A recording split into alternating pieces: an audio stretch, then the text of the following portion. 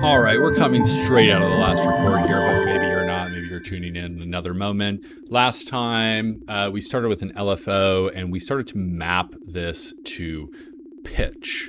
And not just continuous pitch, the like siren effect or the shepherd's tone kind of moment, but stepped pitch. And the way that we create steps is through this quantization or quantizer patch here. It's very straight ahead. What does it do? It multiplies that and multiplies this unipolar signal that goes between 0 to 1 by some step amount and then rounds that down, and we get these flat steps here. I am going to go ahead and begin by showing this other. I'm not going to show it, but I'm going to sub this in. We have ccam.quantizer, which is doing this, but also sends out a normalized output, which is going to go between 0 and 1, which may be helpful for any number of things. So this is now between 0 and 1. This is between 0 and what, 27? Yeah, totally. Cool. So, oh, notice one little thing. It actually dips. Oh, wait, hold on. Okay, I just stopped down for a second because I got so distracted by the, this is not a great way to do MIDI to, or do gen an audio signal to MIDI. If you listen carefully, the audio rate is distorted by the timing of this output here. There are other ways to do this, and I think we'll look at this another time. I mean, I think, like, I don't want to say this, but kind of low key, I sort of just avoid MIDI when I can, and like probably what I would do is like remake this in Gen or something like this. But I will look into see if there is a better way to transcode into MIDI events out of here. For now, the timing is beautiful. This is totally right on. It's no problem. So fantastic. So last we left off here, yeah, we were looking at this quantizer. We can set the number of steps. We can have a beautiful, lovely Mixolydian scale. Something I forgot to mention here, oops, is, oh no, is this attribute MIDI offset, I believe. Is he gonna yell at me? No, lowercase MIDI offset. And you can set this, right now it's defaulted to 60, but we can drop it down an octave. And this will be an offset also for the frequency out. So this may be helpful, right? Okay, so what do we want to do here? We want to continue to, we have this nice scalar motion. Do, re, mi, fa, sol, la, ti, do. Ti, la, sol, fa, mi, re, do. What if we are to introduce some curves and valleys into this? Or some valleys and peaks, I suppose, right? We can contort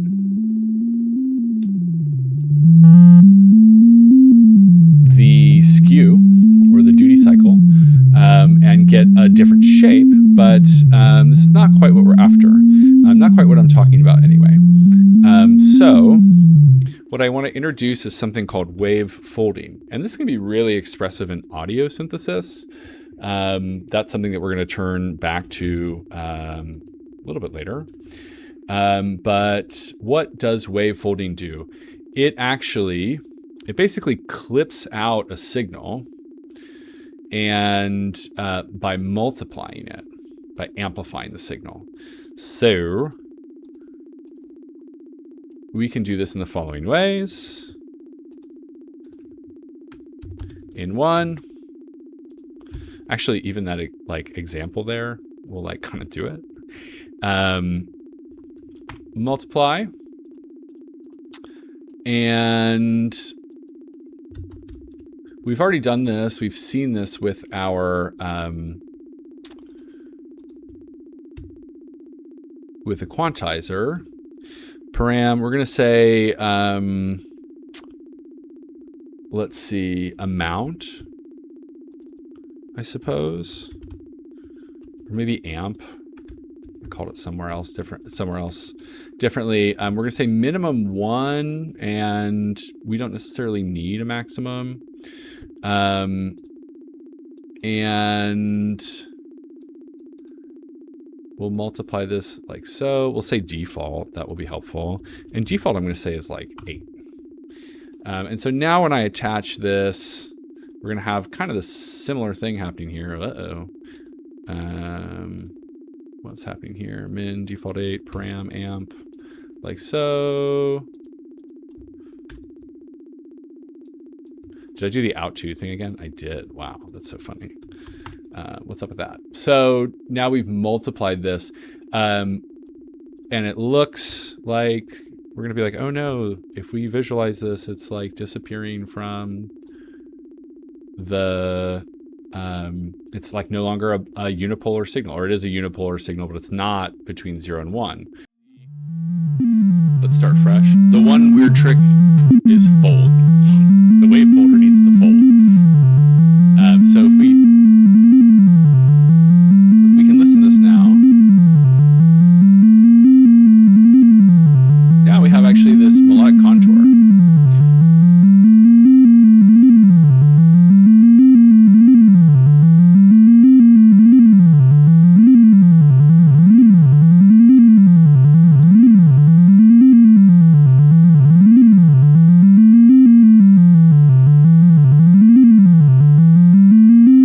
Cool. So likewise, just like with Quantizer, there's also a ccam object for this called Wavefolder. And this variable here is not amp, but is range. And I'm using like a range of 8, like that. And then the way that this works is this is basically just a multiplier on that. This fold parameter goes between 0 and 1. And so I find that this can be really generative. Okay, cool. So we can just hear that one more time. Lovely, we're folding waves. Let's look at one other thing here, right? So this is gonna sound great, fairly repetitive. We can hear what it sounds like plugged in here. Very interesting. How do we introduce some variety? There's so many ways to do this. I want to show you one sort of interesting place to do that, which is after our quantizer and before our pitch converter. And what I'm interested in doing is like at moments where the pitch changes, I want it to maybe jump up or down randomly. And I want to be able to limit that step range. And so this one I don't have, just like spoiler alert, I don't have yet a ccam operator for. I think it's okay. I mean, it seems like it's a little bit particular to this task here. But we are going to go ahead and code this out. So how do we do this? We need to talk about randomness. There is, of course, the random object in MaxMSP, random tilde, drunk tilde, or drunk. It's just called drunk. Actually, neither of these are tilde, just like drunk, random. I think there's also earn. And in those objects, you send a bang and get an output. This is not the case with gen. With gen, you're drinking from the fire hose. So, whoa, where'd that guy go? Gen, noisy, cool. So, let me just like zoom in on this. Look at that, that's some noise. So this is continuously moving up and down. So even if we go ahead and start to add this to this signal, it's going to totally eradicate our stepped frequencies here. So we need to figure out a way to time the output of random steps, basically to add or subtract from these values over here with a change of the note. So how do we do that? We're going to take an input and in one, let me give it a name here. And what I would like to use for this is this, we can actually just use the output of our quantizer because this is going to be a signal that's going to be moving by enough that we'll be able to detect that. So what does this look like? Let's open that up. So how do we detect basically that we've moved from one step to another? We'll notice that change here is going to give us like this actually maybe could work. In fact, maybe I should use this. Okay, I'm actually going to use this change object instead, right? There's a way to detect changes more discreetly, more accurately. This is actually close enough for rock and roll for our purposes. We'll get into this other method in a little bit. This is actually a little more handy for us today. So what is the output here? The input here goes into change. We're taking this signal here, of course, and we see that there are occasional spikes. They're either up or down. And what we could do here is we could just say, give me the absolute value of this. So I basically want them all to be either zeros or ones. And what I can do is I can use this operator called latch to sample my noise object here. So this goes in and it's like looking at the output of noise, that fire hose we were looking at earlier. And here it says allow input through when non-zero. So actually we don't really even need this absolute thing here. It's maybe just nice for visualization.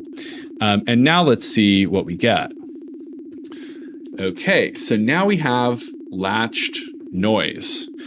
So this is going to be a static value, essentially, which is going to line up with the movements of should be timed exactly with when our pitch changes. So we can do a couple of things here. Right now, actually, let's just go ahead and see. We have this input coming in here. This thing here is going in there. Let's just add this. Or add these together and see what happens. So in one will come here, like so. This will go here, and da-da. And now we should hear. Oops. And then we want to plug, gen noisy into pitch. Oh my gosh, also this should be title noisy.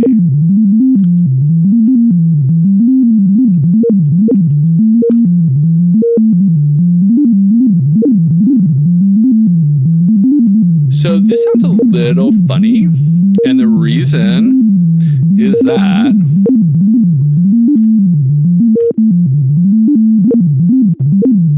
we're sending out floating points. So the output of noise is going to be of random numbers between -1 and 1. So what I want to do instead is say, I want to give a parameter here, and I'm going to say like jump range, or like, let's call it leap range. And let me turn this off. It's probably driving people crazy. Leap range at min 0. At max, well, we don't need a max, actually. It could be, I don't know. I mean, at max, maybe like 128, like the full range of MIDI. At default, I don't know, 2. And we want to scale noise, the output here. So this scale object comes in handy. -1 to 1. And the output can be negative leap range to leap range. I think this will work. And let's see. And I should be able to plug this in here. This can go here or here. Doesn't matter. And then what do I want to do? I also want to round. Oops, I don't want to round. I want to round that down. Ta-da.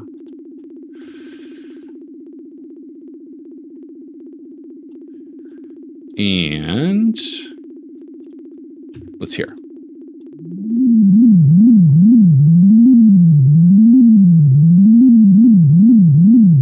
And let's see too. That might be helpful to see these two together.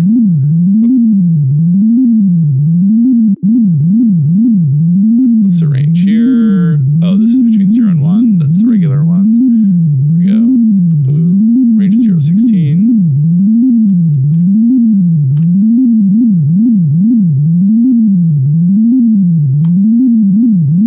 So let's increase the leap range. This defaults again to floating point. So let's make sure we change that to a single number. And I'm going to change this to 2. Oh, how about 1?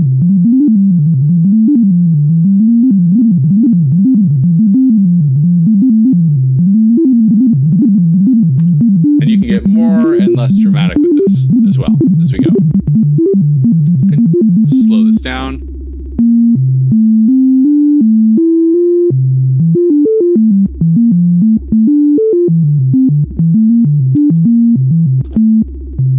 See how the MIDI sounds.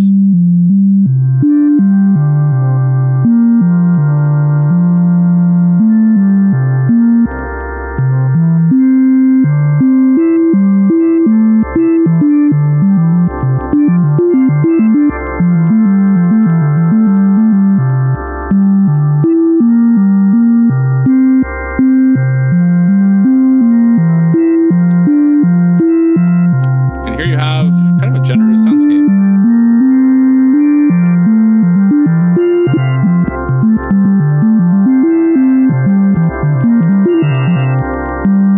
And that's it.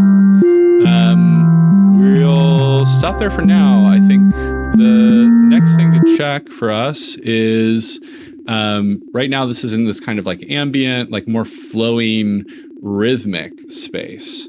How can we quantize? We may want to quantize rhythm in time. Next time we will look at that. We will look at chopping up this phaser here, or our LFO, into discrete parts, which, you know, maybe is triggering a kick drum, or maybe we want for these to be like on Ableton, you would hit like quantize and this would all go into a grid and you could say what the resolution of the grid was. We're going to take a look at that next time. And yeah, bring in a little kick as well. See you then. Take good care.